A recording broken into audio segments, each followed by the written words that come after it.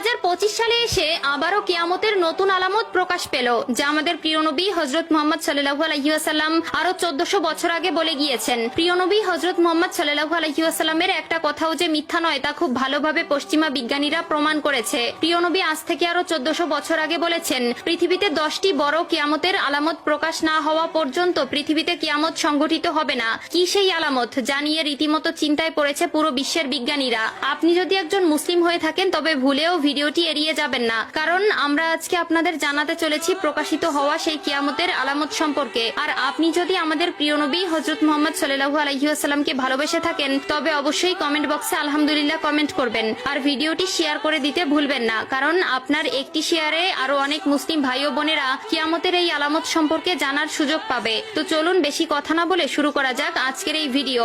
হাদিসে বর্ণিত আছে, কিয়ামত সংঘটিত হওয়ার পূর্বে পুরো পৃথিবী থেকে পবিত্র আল কোরআন উঠিয়ে নেওয়া হবে। প্রিয় দর্শক, কিয়ামতের নিকটবর্তীতার প্রমাণ স্বরূপ কিছু আলামত প্রকাশ পাবে। এর মধ্যে কিছু হবে বড় আলামত, আবার কিছু হবে ছোট ছোট আলামত। ইতিমধ্যে পুরো বিশ্বে অসংখ্য কিয়ামতের ছোট আলামত প্রকাশিত হয়েছে।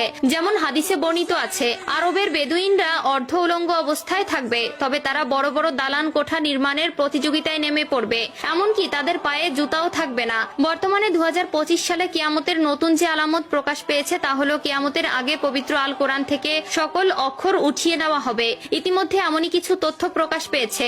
আজ থেকে প্রায় 1400 বছর আগে মহান আল্লাহ তাআলা হযরত মুহাম্মদ সাল্লাল্লাহু আলাইহি ওয়াসাল্লামের উপর কোরআন নাজিল করেন এবং আল্লাহ তাআলা ঘোষণা দেন কিয়ামতের আগ পর্যন্ত তিনি নিজেই তা সংরক্ষণ করবেন। আল্লাহ তাআলা পবিত্র আল কোরআনের মধ্যে বলেছেন, নিশ্চয়ই আমি কোরআন অবতীর্ণ করেছি এবং আমি এর সংরক্ষক। সূরা আল হিজর আয়াত নম্বর 9। কিন্তু এমন এক সময় আসবে যখন মানুষ কোরআন ভুলে যাবে। পৃথিবীতে এমন কেউ থাকবে না যে কোরআন স্মরণ করবে। তখন আল্লাহ তাআলা এই পৃথিবী থেকে কোরআন তুলে নেবেন। এরপর ইসরাফিল আলাইহিস সালাম সিংহায় ফুঁক দিবেন এবং এই মহাবিশ্ব ধ্বংস হয়ে যাবে। রাসূলুল্লাহ সাল্লাল্লাহু আলাইহি ওয়াসাল্লাম বলেছেন, রাতের অন্ধকারে কোরআন মানুষের বুক থেকে উঠিয়ে নেওয়া হবে, এমনকি মুসহাফের একটি আয়াতও পৃথিবীতে অবশিষ্ট থাকবে না। ইবনে মাজাহ হাদিস নম্বর 4050। কিয়ামতের আগে পৃথিবীতে কোনো মুমিন ব্যক্তি থাকবে না। কিয়ামত আসবে পৃথিবীর সবচেয়ে নিকৃষ্ট মানুষদের উপর।